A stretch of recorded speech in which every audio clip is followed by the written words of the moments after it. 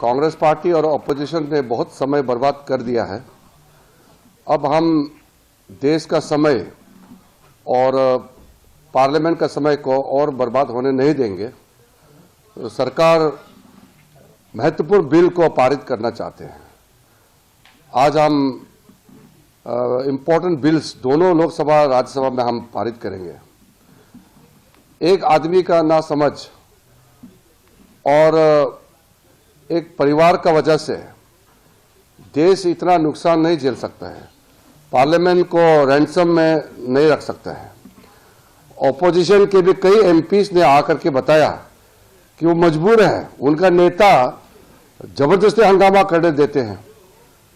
यहाँ लोग पार्लियामेंट में चुन के आए हैं जनता का बात रखने के लिए, लेकिन हर दिन हंगामा करते रहेंगे तो फिर एमपी बना क्यों है? अगर कोई मुद्दा है, एक दिन रेस किया है, एक दिन एक मुद्दा रख दिया है, हो गया। रोज रोज एक मुद्दे को लेकर के पार्लियामेंट का समय बर्बाद करना, ये हम लोग इस तरीके के जो समय बर्बाद करने के लिए देश का समय और संसद का समय बर्बाद करने के लिए हम नहीं देंगे। इसलिए महत्वपूर्ण बिल हम पारित करेंगे। आज भी आप देखिए, इलेक्शन कमीशन में जाने के लिए समय खुद मांगा और इलेक्शन कमीशन ने ये इंडी गठबंधन को बोला कि हर पार्टी से 2-2 सदस्य को भेज दो। 30 सदस्य को बुलाया, फिर जाता नहीं है। वो उनके गठबंधन में, इंडी गठबंधन में वो तय नहीं कर पाया कि वो 30 लोग कौन कौन जाएंगे।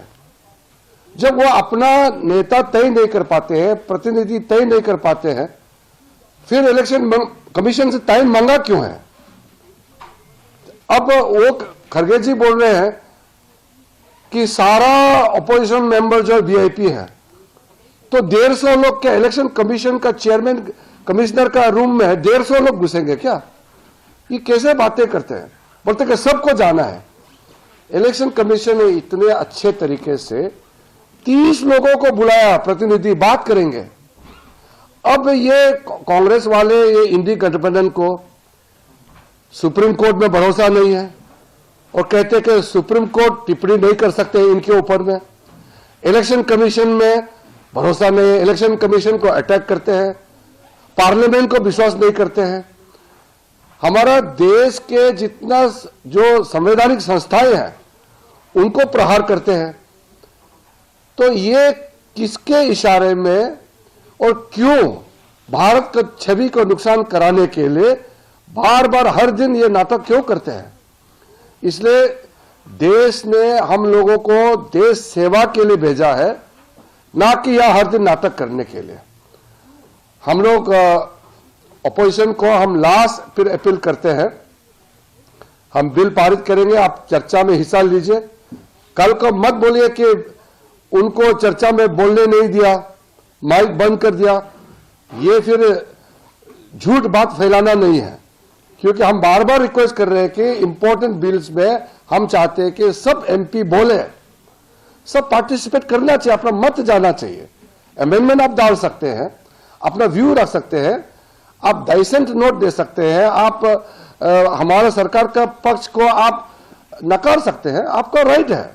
लेकिन बोलना तो है ना, पार्लियामेंट में बोलने के लिए आया है। तो मैं आपके माध्यम से आज फिर अपना नाराजगी में जताना चाहता हूं कि आज यह हंगामा करके इलेक्शन कमीशन में जा करके फिर वहां भी हंगामा करके अब इलेक्शन कमीशन को अटैक कर रहे हैं। बुलाया, खुद आया नहीं है, फिर इलेक्शन कमीशन को गाली देते रहते हैं दिन भर। ऐसा मत कीजिए। आप इलेक्टेड लोग हैं, चुने हुए प्रतिनिधि हैं, थोड़ा अपना रिस्पॉन्सिबिलिटी को समझिए।